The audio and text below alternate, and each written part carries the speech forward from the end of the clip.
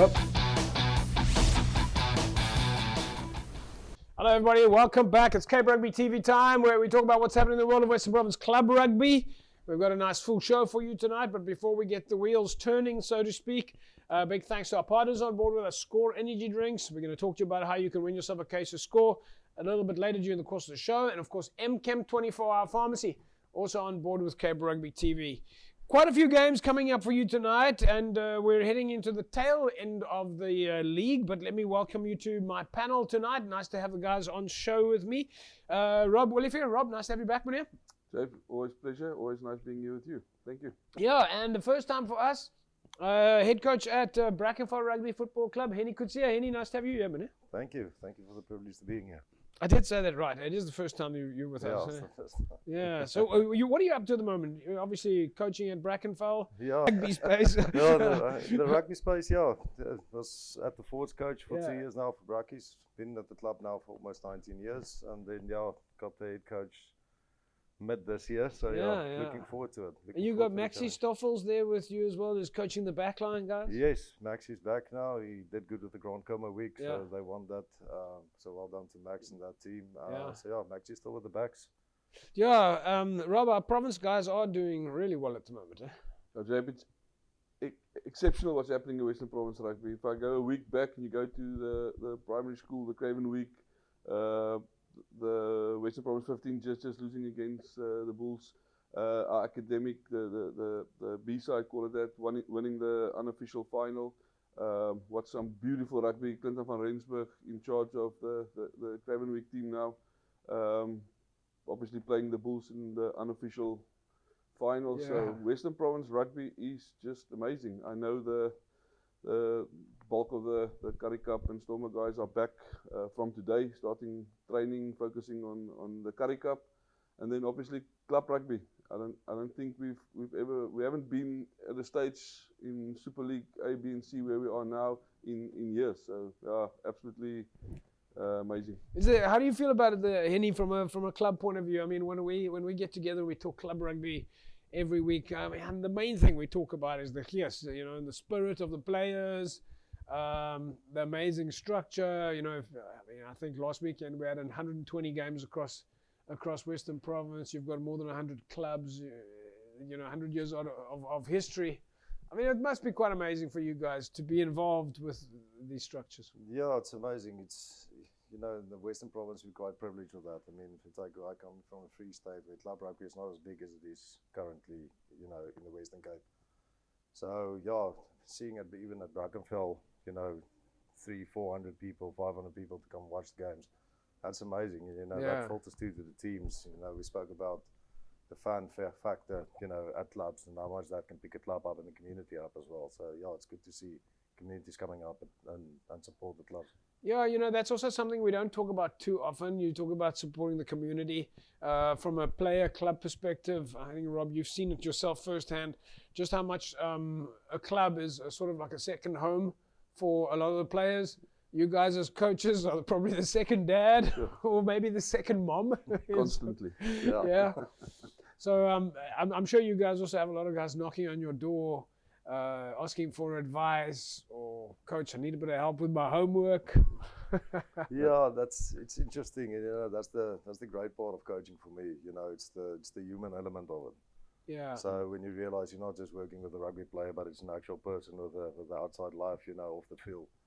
So it's interesting. You have to play, psychiatrist to some, and to some you need to give advice, and sometimes you don't really know the advice. So it's always a challenge. But it's good. Well, folks, we've got a couple of games for you tonight. We're going to be taking a look at the match between Brackenfell and Helderberg, Kuilsrivier Villages, NTK and Hamiltons. And, of course, we're lucky to have Coach Rob Willifield from Hamiltons in studio with us, together with Henny Kutsia, head coach of Brackenfell. So let's go straight away to that game. Brackenfell, Helderberg, first half.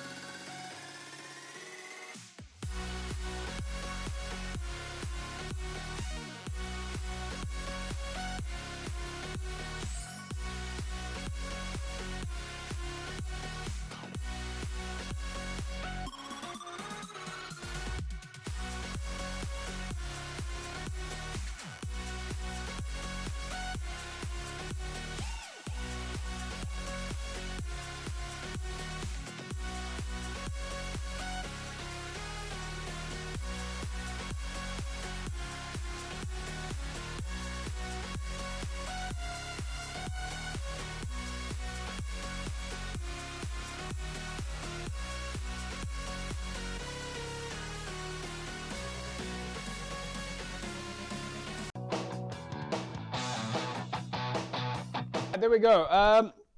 First half, Brackenfell 10, Helderberg 12. Henny, well, let's go straight to you. What was going through your mind at this time? I mean, you guys probably knew in the days building up to this that Helderberg was going to be a big challenge. Yeah, definitely. Helderberg's always it's a tough game. You know, the defense is solid. They come at you hard. So for us, we focused on our defense whole week to keep them out. Unfortunately, they scored a great set piece try in the beginning. So yeah, we fought back. We stuck to our guns, and you know, we wanted to put them under pressure the whole time. So we established that in the first half. Going in with 1 point down at that stage, yeah, the belief was there, and we were going for it. Rob, you obviously were not watching the game live, but you saw the game afterwards, because we know that you had your own challenges, but which we'll get to with NTK. But I mean, Brackenfell, before we even look at the second half, looking at that first half performance, 10-12, it's going close. I think last week we said to each other it's going to be a battle. It's going to be a forward battle. And whoever comes out of top. I actually think last week we said that if Brackenfell can keep this score within a few points at halftime, they got a great chance of winning this. Yeah. And obviously they're in it. So yeah, let's have a look at what happens in that second half. Well, let's take a look at what's happening. We haven't given you the result yet. We know that you're watching with anticipation. Of course, a lot of folks had Brackenfells as the underdogs going into this game. But let's take a look at what happens after the break. We'll be back in a sec. Don't go away.